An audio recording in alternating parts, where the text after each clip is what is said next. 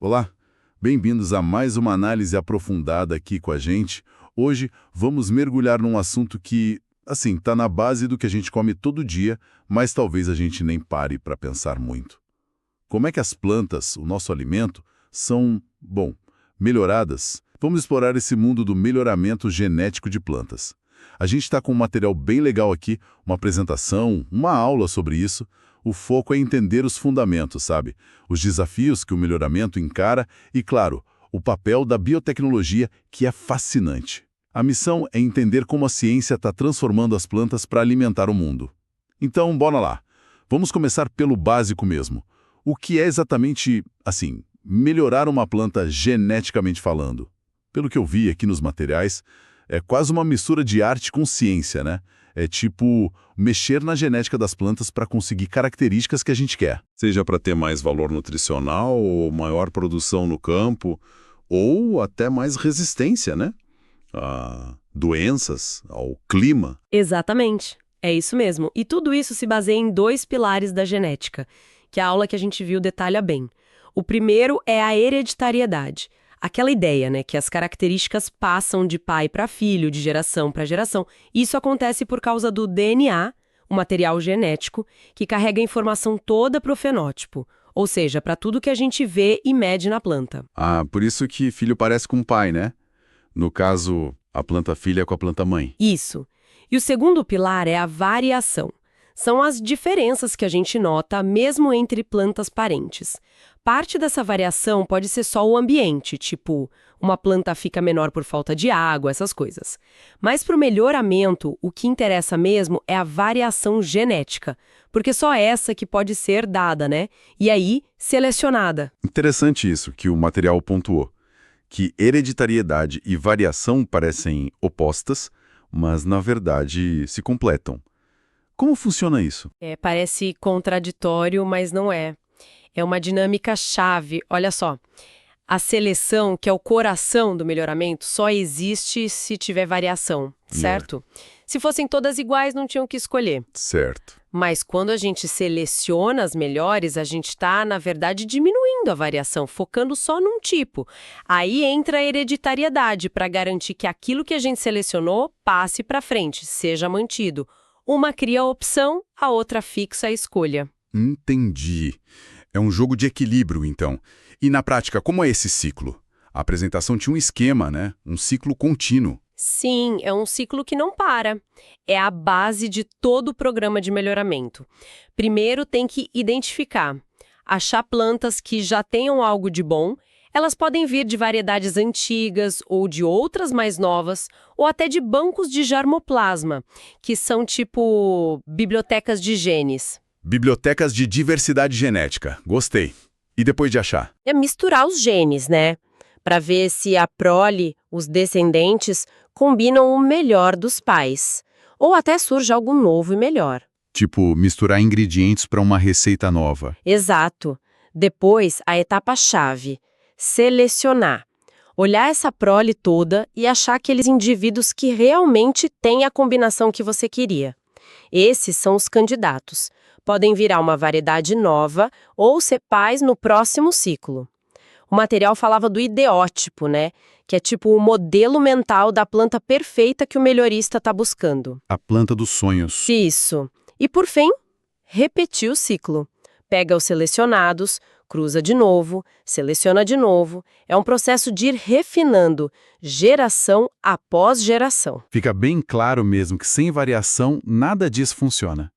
Lembra das fotos na apresentação, a diversidade do milho. Espigas de tudo quanto é cor, tamanho, formato, ou as batatas, né? Vários tipos. É dali que os melhoristas pescam o que interessa. Perfeito. A variação é a matéria-prima essencial. Sem ela, não tem melhoramento. Ponto. E ela vem de lugares diferentes. Tem a diversidade natural, que evoluiu por milhões de anos.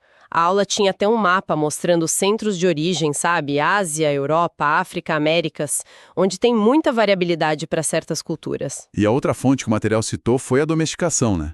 Quando a gente começou a plantar. Exato. Quando o ser humano deixou de ser só coletor e virou agricultor, começou a guardar sementes das plantas que ele mais gostava. Aquelas maiores, mais gostosas, mais fáceis de colher. Isso já era seleção. Mesmo sem saber nada de genética, eles estavam moldando as espécies. E o exemplo da Brassica oleracea, a couve selvagem, esse é demais. Mostra bem até onde isso pode ir. Ah, esse é clássico. É impressionante mesmo. Pensa só, uma única espécie selvagem. Mas aí, ao longo de séculos, o pessoal foi selecionando, focando em partes diferentes. Quem selecionou para a folha maior, criou a couve, o repolho. Quem focou nos botões das flores, teve o brócolis, a couve-flor. Nossa, Selecionando o caule mais grosso, veio a couve rábano. E aqueles brotinhos laterais, a couve de Bruxelas. caramba. Quer dizer que repolho, brócolis, couve-flor, tudo isso é parente muito próximo, veio da mesma planta original. Exatamente. Geneticamente são todos variações do mesmo tema ancestral. É um baita exemplo do poder da seleção humana agindo sobre a variabilidade. Muito louco pensar nisso. Mas, além de criar essas variedades todas para o nosso prato, por que a gente continua investindo tanto nisso hoje? Os materiais deixam claro que não é só por curiosidade, né? Tem desafios globais bem sérios. Aumentar a produção é um deles, claro, mas parece que tem limite. Sim, o aumento de produtividade, o rendimento, continua sendo importante, mas não é mais o único foco, nem sempre o principal. O mundo mudou. A gente precisa urgentemente de plantas mais resilientes. Os desafios que os materiais listam são enormes. Quais são os principais? Primeiro, pragas e doenças. Criar a planta resistente é um jeito mais limpo de produzir, diminui a dependência de agrotóxicos. E um ponto interessante é que o clima mudando está até mexendo com a distribuição dos insetos praga, sabe? Criando novos problemas. Faz sentido. E o clima em si? Esse é o segundo ponto. As mudanças climáticas. Temperatura subindo, eventos extremos como seca, onda de calor. A gente precisa de variedade que aguente o tranco e continue produzindo bem nessas condições mais difíceis. E o terceiro ponto seria? A eficiência no uso de recursos. Água, terra boa para plantar, nutrientes como nitrogênio, fósforo. Tudo isso é limitado. O melhoramento busca planta que produza mais usando menos. Ser mais eficiente, sabe? Lembro de uns números na apresentação, projeções para 2050. São bem preocupantes. São sim. Aumento de temperatura global, aumento de perda de safra por praga, aumento da demanda por água. E a população mundial chegando perto de 8 bilhões, com menos terra agricultável por pessoa. Nossa, O desafio é monumental. Produzir muito mais comida com menos recurso e num cenário mais complicado. e isso liga direto com a segurança alimentar, que também foi discutida. Não é só produzir mais, né? De jeito nenhum, segurança alimentar tem a ver com disponibilidade, claro, mas também com acesso e qualidade nutricional.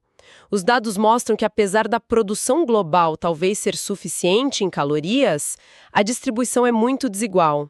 A subnutrição, que vinha caindo, voltou a crescer em lugares como a África subsaariana, Sudeste Asiático. Crises como pandemia, conflitos só pioram. Então, o melhoramento também tem que pensar na nutrição. Com certeza. Melhorar o valor nutricional dos alimentos básicos é fundamental para combater a fome oculta, aquela de vitaminas, minerais. E tem mais coisa pressionando.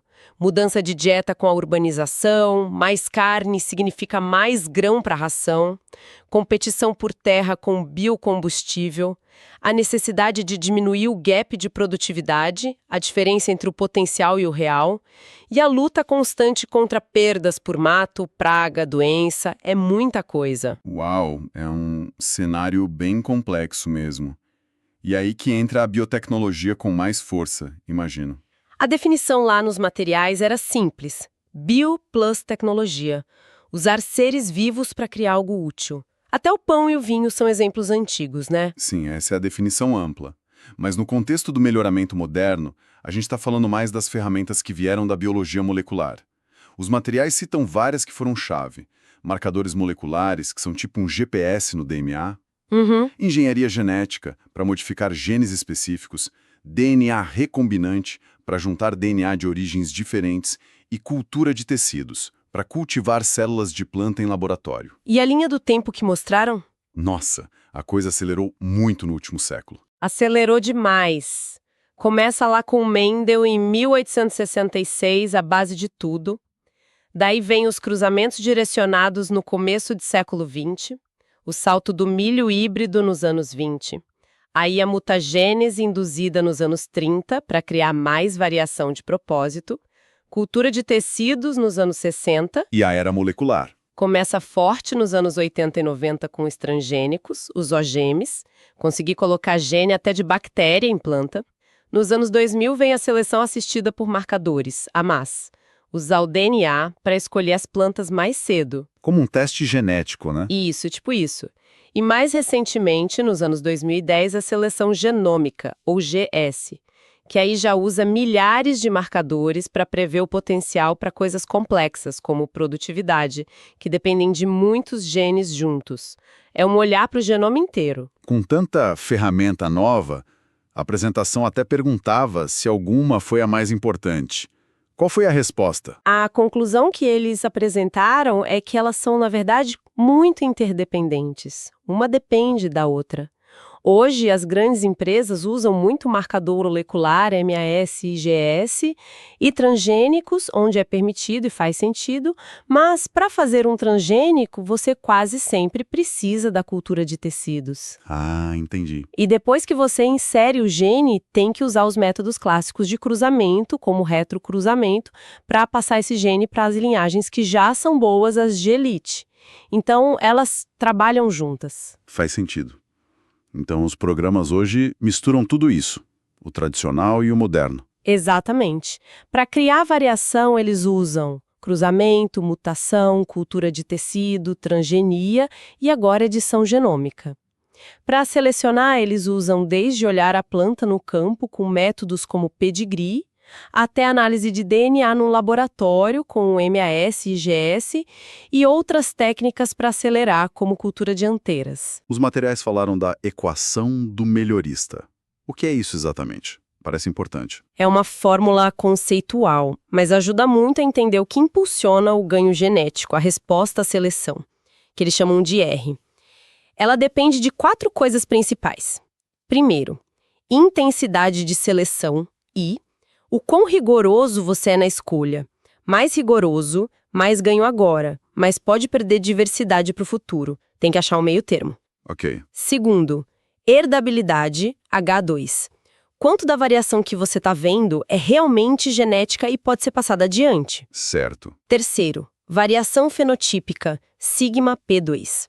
A variação total que existe ali para você trabalhar. Tem que ter de onde tirar, né? Lógico. E por último, o intervalo de gerações, L, que é o tempo que leva para completar um ciclo de melhoramento. E esse L é importante por quê? Porque ele está no denominador da fórmula, ou seja, quanto menor o tempo do ciclo, maior o ganho genético por ano.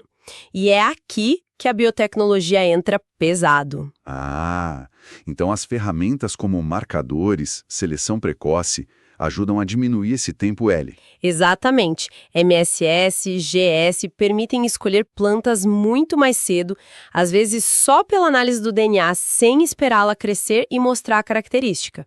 E técnicas como speed breeding, que usam luz e temperatura controlada para fazer a planta completar o ciclo mais rápido, tudo para encurtar o L e acelerar o progresso. É um impacto enorme. Entendi perfeitamente agora. E como se organiza um programa moderno com todas essas peças? A estrutura que descreveram parecia complexa. Geralmente segue um fluxo, um ciclo com fases bem definidas. Primeiro tem o design, o planejamento, o que a gente quer, qual o perfil do produto que o mercado precisa, define as metas, a estratégia. Ok, o plano. Depois, a engenharia, que é a execução. Desenvolver as populações, fazer os cruzamentos, as avaliações no campo, no laboratório, usar todas as ferramentas para selecionar. É aonde a mágica acontece, digamos. O trabalho pesado. Isso. E, por fim, as operações. Multiplicar a semente daquela variedade que foi selecionada, lançar no mercado e, muito importante, monitorar como ela está indo lá no campo. E o feedback desse monitoramento volta para alimentar a fase de design para o próximo ciclo. É um ciclo que se retroalimenta. Interessante, e comparando os métodos mais novos de criar variação, cruzamento, mutação, transgenia, edição genômica, teve um comentário sobre o tempo total para lançar uma variedade que me surpreendeu. Disseram que os tempos acabam sendo parecidos, mesmo com tecnologias mais rápidas no laboratório. Sim, é um ponto que chama atenção. Embora a edição genômica, por exemplo, possa ser muito rápida para fazer alteração no gene em si, o tempo total do processo todo, desde a ideia inicial até a variedade chegar para o agricultor, ainda fica ali na casa dos 10, 15 anos para a maioria dos métodos. Mas por quê? Porque depende de ter boas linhagens para modificar, e desenvolver essas linhagens leva tempo, e depois tem todas as fases de testes em diferentes locais, diferentes anos, e um fator enorme é a questão regulatória. A parte de provar que é seguro, que não tem impacto ambiental negativo. Isso consome muito tempo e dinheiro. A regulação. Exato. A regulação varia muito. Mutagênese muitas vezes não tem regra específica. Transgênicos são super regulados, especialmente na Europa. E a edição genômica está nesse debate agora. Cada país está decidindo como vai tratar. Essa incerteza também pode atrasar as coisas. Entendi. A ciência corre, mas a burocracia e o debate social têm seu próprio ritmo. E olhando para o futuro, a era ômica, com genômica, transcriptômica, o que isso muda? Muda o nível de detalhe e a capacidade de predição. Os materiais falam em melhoramento assistido por genômica 2.0. Com essa montanha de dados e mais poder computacional, a gente consegue entender muito melhor o que cada gene faz, como eles interagem. Dá para prever o resultado de um cruzamento com mais precisão, antes mesmo de fazer, usar os bancos de germoplasma de forma mais inteligente e até programar mutações com a edição genômica de forma super precisa. Então fica mais direcionado, menos tentativa e erro. Exatamente. Surgem estratégias novas e mais sofisticadas.